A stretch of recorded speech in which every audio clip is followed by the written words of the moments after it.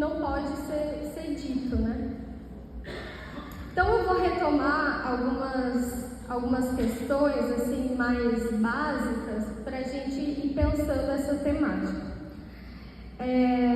Se a gente for parar para pensar, o Freud lá em 1905 já falava sobre a sexualidade, né, no clássico texto dele, 3 ensaios sobre a teoria da sexualidade. E ele vai pontuar já lá, né, em 1905, esse divórcio entre sexualidade e genitalidade, que é uma questão principal, assim, de a gente pensar sexualidade não enquanto genitalidade ou prática sexual, mas pensando justamente na sexualidade enquanto algo que se trata de uma relação que todos estão inerentes desde a primeira infância, desde o momento do nascimento, né? Eu acho que isso fica mais ou menos claro para todo mundo, né? Da relação com o outro, dos primeiros contatos da relação com o outro, enquanto isso também já envolve uma sexualidade, e foi isso que o Freud apontou já em 1905. E o Freud observou isso não atendendo crianças, ele observou essa questão atendendo adultos, porque ele percebeu que o que os adultos traziam se remetia às questões ligadas à sexualidade da infância. Então, porque o que acontece? A questão não é a experiência literal que cada sujeito tem com a sexualidade, mas o que disso é capturado.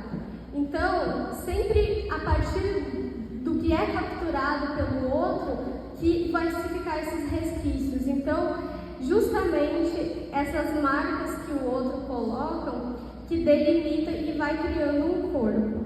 Aí é importante a gente fazer essa separação entre sexualidade, porque a sexualidade tem a ver justamente com o inconsciente, com os desejos que foram reprimidos ou não, né? Diferente do gênero, que tem a ver justamente com uma identidade e que vai se modificando ao longo do tempo com os discursos.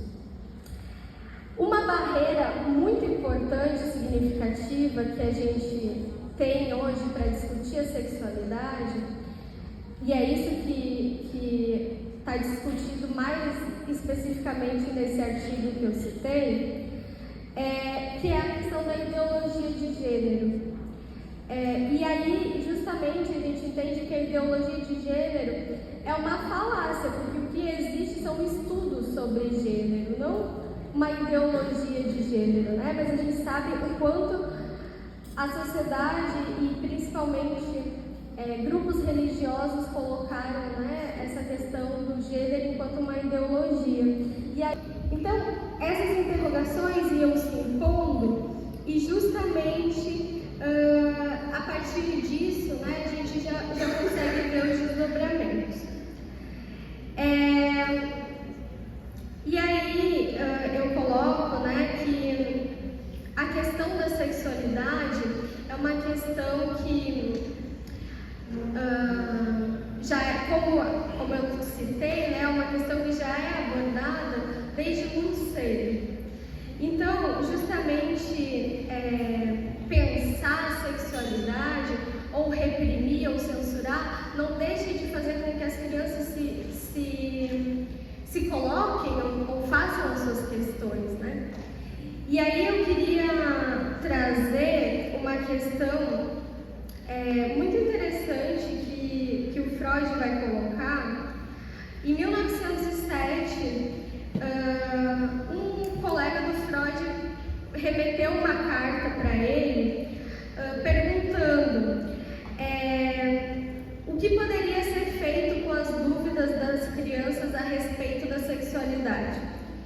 E aí o Freud responde essa carta falando que não é através da ignorância que vai se preservar um lugar de pureza.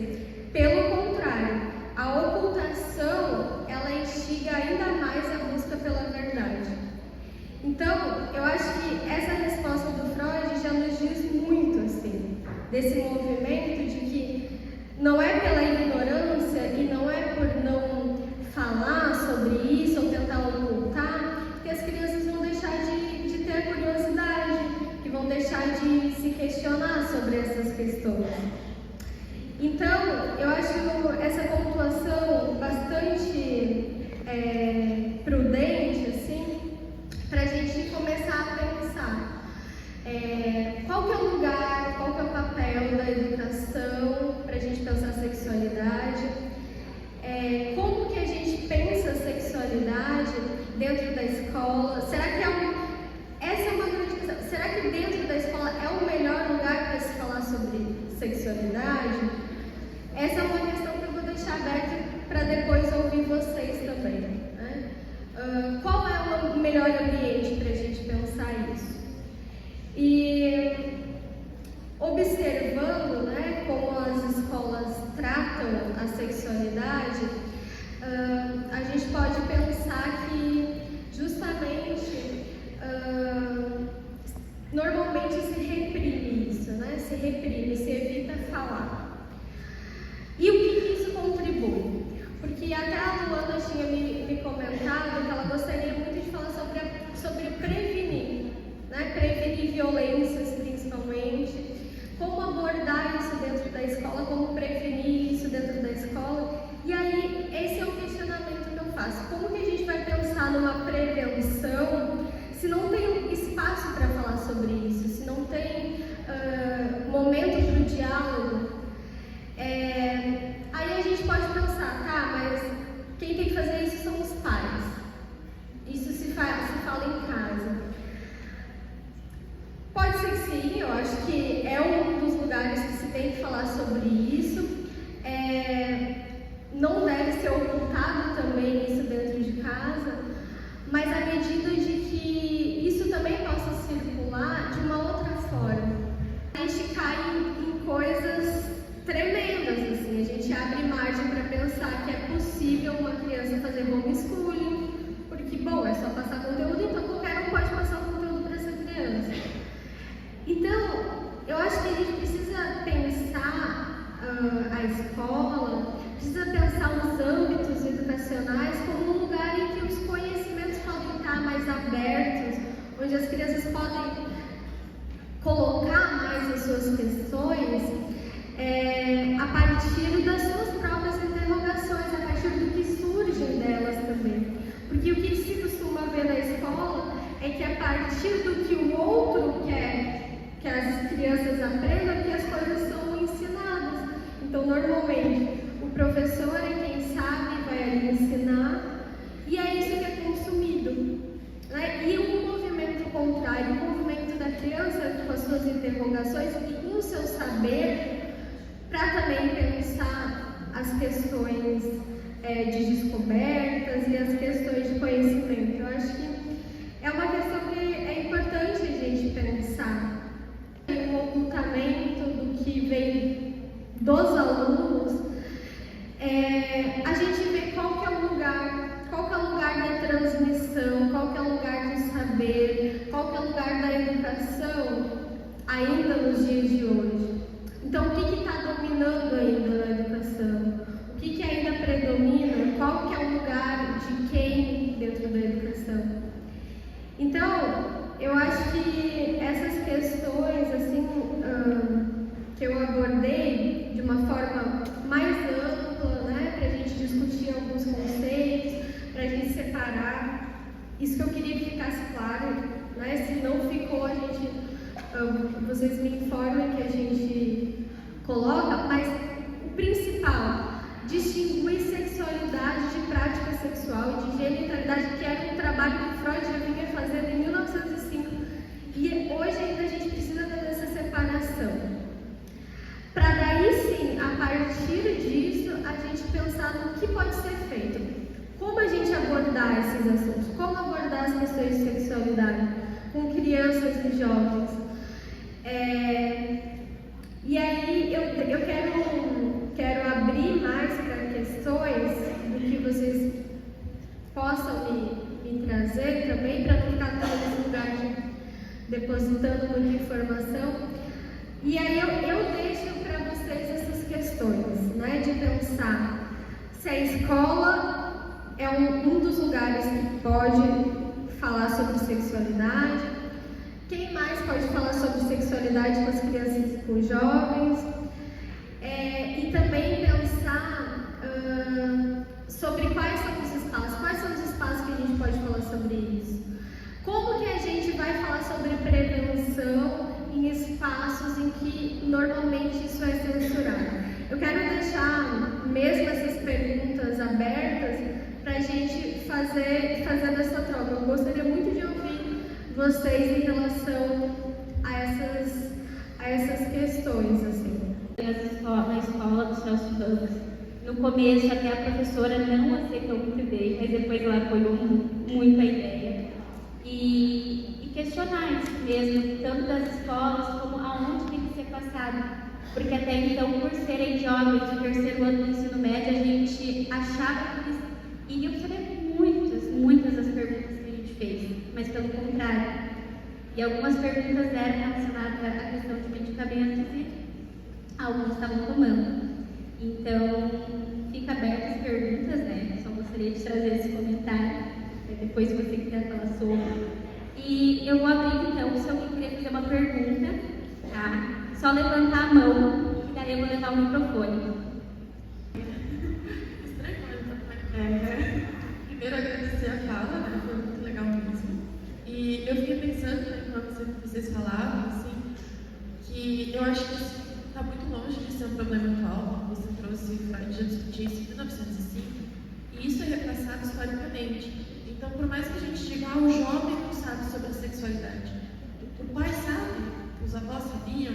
Isso é um problema tão histórico que realmente, quando a gente inclui essa necessidade de discutir gênero e sexualidade para a família, a gente tem que pensar primeiro, foi passado para eles, eles sabem algo sobre isso, de uma forma mais científica, de uma forma mais técnica, né, para o senso comum, porque muitas vezes os pais também não estão preparados para essas conversas. E, de novo, se a gente passa isso da escola, os professores estão preparados para essas conversas. Durante a formação de professores, que a gente já sabe que tem alguns problemas historicamente, isso é uma questão abordada. A escola no Brasil é tão social, ela tem um papel tão forte na sociedade, mas essa é uma das coisas que às vezes cai por terra, né? A gente não sabe o quanto as pessoas lá elas têm esse preparo. E mesmo que elas tenham, como não cair numa questão patologizante dentro da escola, como outras questões, como as de diversidade e inclusão. Porque em alguns espaços escolares eu já fui tratado como, por exemplo, eu preciso saber o que aquele aluno é, como ele é, para eu poder tratar ele. Tratar mesmo, às vezes começa a falar mesmo. Ou, eu vou ter que evitar que ele sofra bullying porque ele é desse jeito. Como se fosse uma doença, assim, como se fosse uma coisa fixa numa criança que você tivesse que tratar. Então, por mais que eu acho que esse deve ser um espaço, eu fico pensando como não cair nesses desafios, sabe?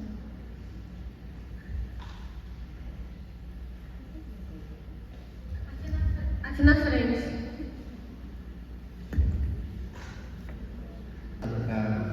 Trazendo um pouco do que ela já falou sobre a questão de ainda pais, avós, tios, não terem esse conhecimento, muitas vezes, sobre sexualidade e tal. O que vocês querem discutir sobre sexualidade, principalmente falando com crianças, né? Quando a gente trabalha em escolas, dentro da instituição da família com crianças menores, é muito difícil você vendo essas dúvidas surgirem, você vendo esse processo de descobrimento, até a própria genitália, todo esse processo que acontece, é natural. Mas existe um preconceito dentro da escola, existe esse preconceito dentro da família e tudo mais, e quando você vai abordar algo, seu filho veio trazendo tal questão e tudo mais, isso ele não pode falar, isso ele não pode fazer. Aí a gente vai pensar no caso de uma criança que por muitas vezes nem tem noção do que está acontecendo, como está acontecendo, de abuso infantil, todas essas questões, onde precisa, por muitas vezes, ter uma conscientização, ninguém pode tocar no que é meu, isso aqui ninguém pode ver, ninguém pode mexer, só eu, minha mamãe, por exemplo, questões desse tipo. E ainda assim se torna um tabu por estar falando sobre algo que é proibido. E voltando agora para a parte voltada para meninas é muito mais estimulado a falar sobre o membro, é muito mais estimulado a mostrar, também é um problema. No meio da rua, fazer xixi, em qualquer momento, quando você tirar para fora, fazer o que quiser, então qualquer um pode ver o que eu tenho. Eu posso ver isso em qualquer lugar, qual é o problema? E menina sempre foi muito coagida também você não pode falar sobre isso. Então todas essas questões culturais que perpassam as pessoas dificultam com esse processo de ensino, por assim dizer, sobre sexualidade, sobre como funciona o seu corpo, como as coisas podem acontecer e como se precaver, como se proteger e como comunicar para alguém sobre certos acontecimentos. Eu acho que isso é uma dúvida pertinente. Como trazer isso? Laísa. Então, eu estou aqui nesse evento, eu já tive alguns congressos surdos, já trabalhei também em escolas, e os pais, a maioria dos pais dessas crianças surdas não sabem, não tem comunicação. Então, essa barreira de comunicação para falar sobre esse assunto, que muitas vezes é bem delicado, a gente não fala, é um tabu, né? Então, como é que vai? Muitas vezes os pais, quando não sabem Libras, esse surdo vai procurar uma outra pessoa que saiba para poder ter essa experiência, para poder se identificar, né? Porque muitas vezes ele não sabe o que é certo ou errado. Então, tem muitos intérpretes também que acabam fazendo isso, que é uma dúvida, né? Vai recorrer a quem? Ao professor? Vai recorrer se a família começa aquela família que nem tem esse conhecimento que você já falou que as famílias às vezes se fazem, né? Então, na idade, quando eles começam, bem criancinhas, não tem nada desse conhecimento. Então, quando começam com 16, 17 anos, que eles começam a aprender, aí eles querem namorar, não sabem muitas vezes. Então, infelizmente, na nossa área, quem trabalha com surdos, sabe que tem muita falta essa barreira da comunicação. E a minha questão, ela era mais uma colocação, não exatamente uma pergunta. Uma das questões que você botou na discussão era referente a qual seria o ambiente para a gente falar sobre isso. E honestamente, também ainda mais da oficina que a gente teve relacionada à educação sexual e etc., eu firmei ainda mais essa ideia de que realmente a escola ela seria o ambiente para isso. Porque um fato que foi botado é que a grande maioria dos abusos sexuais em crianças é intrafamiliar, é dentro da família. Então, quando a gente fala que é a família, é o pai, é a mãe, que tem que repassar a educação sexual, ensinar o que é sexo, etc., como a gente faz isso se são muitas das vezes os próprios adultos? Então, realmente, um espaço que deveria ser imparcial, que tem essa função de trazer respostas, é a escola, onde a gente alcança grande parte do público, né? Onde a gente alcança grande parte dos crianças. Então, pelo menos dentro dessa perspectiva, eu acredito que sim, é difícil, com toda a questão histórica e cultural que a gente tem, principalmente num país como o Brasil, que é conservador, a gente poder implicar isso. Mas é um ponto de respeito, né? Para que a gente possa ter realmente a educação sexual como algo recorrente, eu diria, e em todas as áreas eu tive uns 3 anos, devido à cabalidade, claro, uma material que a gente pode abordar essa semana, principalmente para não se desprevenir essa questão do abuso, etc. Então, eu vou falar aqui o que foi ficando para mim a partir do que vocês trouxeram. Bom, então, o que a Maju falou, acho que tem uma questão bem significativa mesmo da gente pensar, e aí a partir disso a gente pode pensar em até outros comentários que foram feitos, porque quando a gente aponta alguma coisa para a escola, a gente é uma linha muito tênue entre a gente apontar e cair nesse discurso de culpabilizar a escola. Às vezes, ou normalmente a gente recai sobre isso, né? Mas eu acho que é muito importante a gente pensar que a escola também está às voltas de como falar isso, de como fazer isso, de como que abordar isso com crianças, com jovens, né? Então, como bem a Maju falou, a própria formação dos professores muitas vezes não contempla, né? Essas questões, não se aprende o que as crianças ou os jovens vão colocar na sala de aula. Então, isso se trata de uma questão meio contingencial, assim, tem como se aprender o que a criança vai trazer no dia a dia, né? Então, eu acho que essa é uma primeira questão muito importante, assim, da gente não recair sobre essa culpabilização, mas de se assegurar talvez mais num auxílio, assim. É porque, às vezes, também quando a gente fala, a psicologia, a psicanálise, ou seja lá o que for, entra dentro da escola meio que para salvar os professores, né? E também não é esse o lugar que a gente quer ocupar. A gente não entra dentro das escolas para ser um especialista, para dizer o que o professor tem ou não tem que fazer. Mas eu acho que uma parceria entre PSIS e educação é sempre válida essa discussão, essa interlocução, para a gente ir pensando esses fenômenos mesmo, né?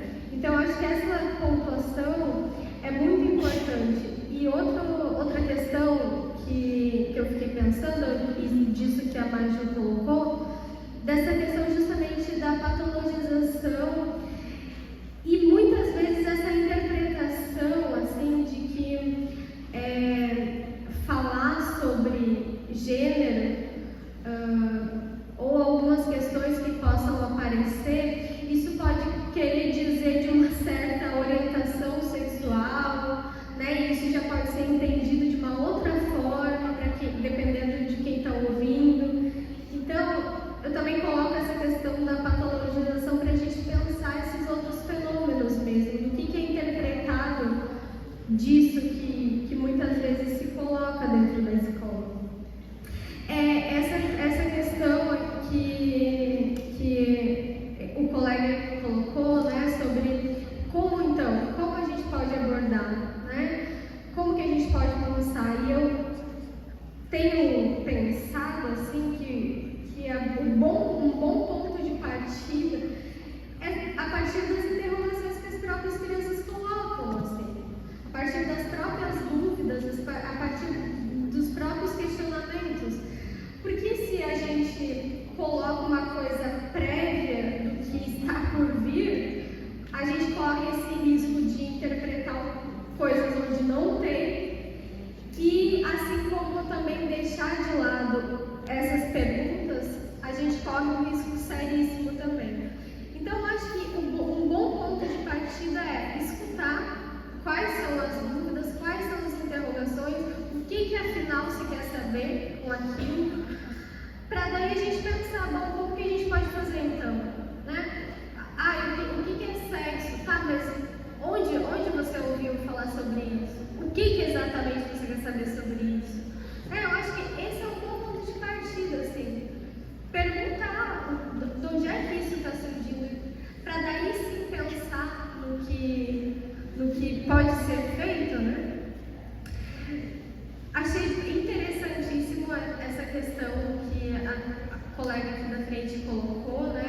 Sobre pensar E aí o que chegou para mim é pensar justamente nessas questões da própria linguagem. Como que abordar isso? Porque, como eu tinha colocado já no começo, o que fica para cada um não é exatamente, literalmente, o que o outro transfere, mas é o que cada um captura daquilo. Provavelmente o que eu estou falando agora, a forma como eu estou interpretando, seja completamente diferente do que vocês estão ouvindo, porque esses equívocos da linguagem, o que chega e o que toca para cada um, é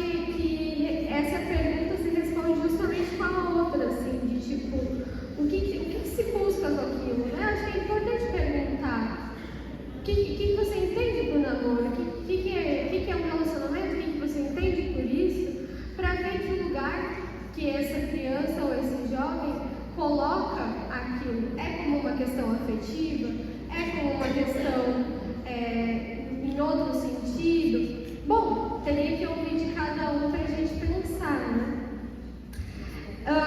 Essa questão das drogas, né, que foi colocado, eu achei importante pensar nisso, porque, de fato, né, por que as drogas não são tabu de ser levantadas e questões sexuais são, né? Por que é mais fácil falar sobre isso? Bom, e aí eu fico pensando, não sei se é tão fácil, né? Porque, como a gente bem sabe, até para falar sobre drogas ou para prevenir drogas, até recentemente, não sei se hoje ainda se pratica isso, mas até recentemente a gente viu um policial dentro da sala de aula para falar sobre drogas, ou seja, sempre por uma via de quase que uma ameaça, assim, quase pela via do causa e efeito, né? Então, eu acho que esse lugar das drogas pode até ser uma questão que esteja mais bem resolvida dentro da escola, mas ainda assim ocupa esse lugar de se você fizer, você vai ser punido, se você fizer, você pode ter esse tipo de consequência, né? Não tratando esse assunto como um assunto que, né, vamos ver quais são as questões e tal, mas como sempre uma punição, né? Assim como a sexualidade também ou seja, a partir do momento que o aluno coloca a sexualidade como questão, isso é tido como algo que vamos evitar falar, vamos abafar, não há espaço para isso. Então, ainda assim, me parece que as drogas ainda se assemelham muito no tema da sexualidade. Ficou isso para mim. Essa questão também do ambiente, dos abusos que acontecem, da violência, né? Acho que é um ponto bem importante mesmo da gente pensar e falar sobre as formas de prevenção, porque é isso, assim, se a criança, se o adolescente sofre abuso dentro de casa, em que espaço ele vai ter para falar disso que não no ambiente da escola, ou com pares, ou com um professor, ou enfim, né? Eu acho que é uma questão importante, mas aí se na escola também não tem essa abertura para falar sobre isso, né? O que se faz? Né? Em que lugar vai falar sobre isso? Então eu acho que é uma questão pertinente, assim, de falar sobre o ambiente que isso pode ser colocado também, né? Então eu acho que são questões bem significativas aí a partir do que vocês trouxeram, e aí eu quero ver se tem mais questões para a gente abrir mais uma rodada, ou a gente continua de outra forma, mas eu gostei da proposta de ouvir um pouco vocês também.